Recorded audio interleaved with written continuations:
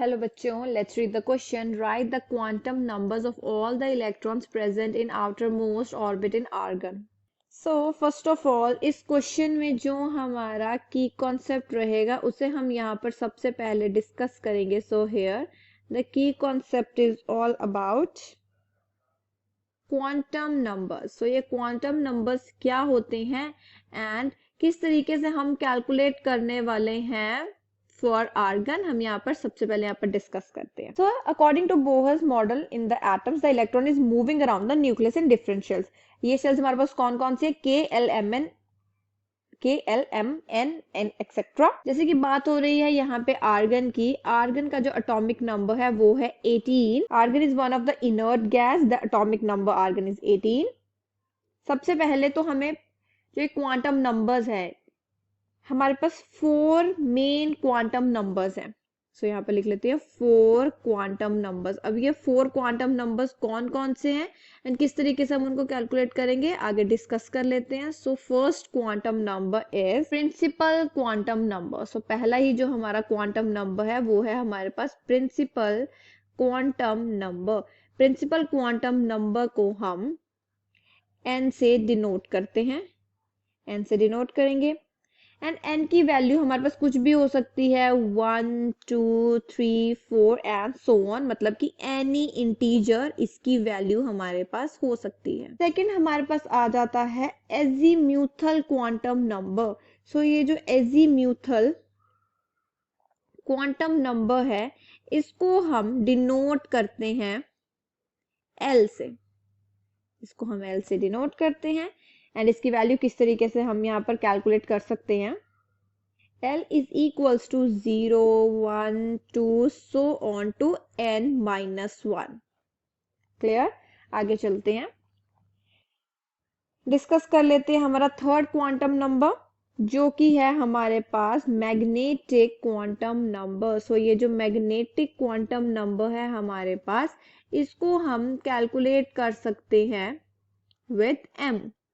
Clear. m से हम calculate करेंगे एंड इसकी वैल्यू क्या होती है हमारे पास, that is m is equals to -L2 plus L. ये इसकी वैल्यू है हमारे पास. L मतलब कि यहाँ पर हमारा एजीमुथल क्वांटम नंबर से ही है. फॉर एग्जाम्पल अगर हमारे पास L3 होगा तो हमारे पास मैग्नेटिक क्वांटम नंबर की वैल्यू क्या आ जाएगी, दैट इज -3 -2 -1 0 +1 +2 एंड +3 एंड ऐसे ही हम और एग्जाम्पल्स लेके भी कर सकते हैं आराम से. डिस्कस कर लेते हैं लास्ट जो कि है हमारे पास स्पिन क्वांटम नंबर. अब ये स्पिन क्वांटम नंबर क्या है, किस तरीके से कैलकुलेट करेंगे उसको हम डिस्कस कर लेते हैं. सो स्पिन क्वांटम नंबर डोनेट करते हैं हम इसको ऐसे. Spin quantum number the value is +-1/2 for every value of m.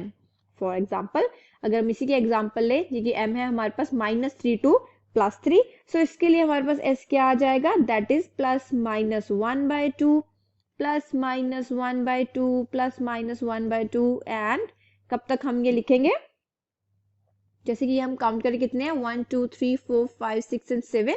तो इसी को भी हम 7 टाइम्स ही हम इसको लिखेंगे. Clear. where the positive sign means clockwise spin rotation of electrons and the negative sign means anti-clockwise spin rotation of electrons. अब हम आ जाते हैं आर्गन पे. सो आर्गन का जो हमारे पास एटॉमिक नंबर था वो था 18. इसकी इलेक्ट्रॉनिक कॉन्फ़िगरेशन आ जाएगी हमारे पास 1s2 2s2 2p6 3s2 and 3p6. Therefore, according to Pauli's exclusion principle, there at least one quantum number would be different.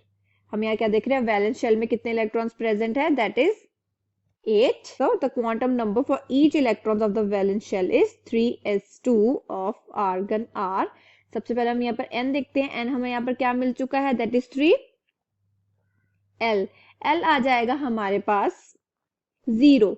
ये कैसे, फॉर s सब शेल l हमेशा हमारे पास 0 ही होता है. क्लियर. बात हो रही है यहाँ पर सिर्फ 3s2 की, इस बात का ध्यान रखना है. आगे चलते हैं, कैलकुलेट कर लेते हैं. m भी आ जाएगा हमारे पास 0 एंड s यहाँ पर क्या आ जाएगा, दैट इज +1/2 एंड -1/2. अब कैलकुलेट कर लेते हैं. For 3p6। 3p6 के लिए अब हम यहाँ पर कैलकुलेट करेंगे। इसके लिए भी हम यहाँ पर देख रहे हैं n 3 है, L इसके लिए हमारे पास आ जाएगा 1 बिकॉज यहाँ पर P सबशेल प्रेजेंट है, दैट्स वाई।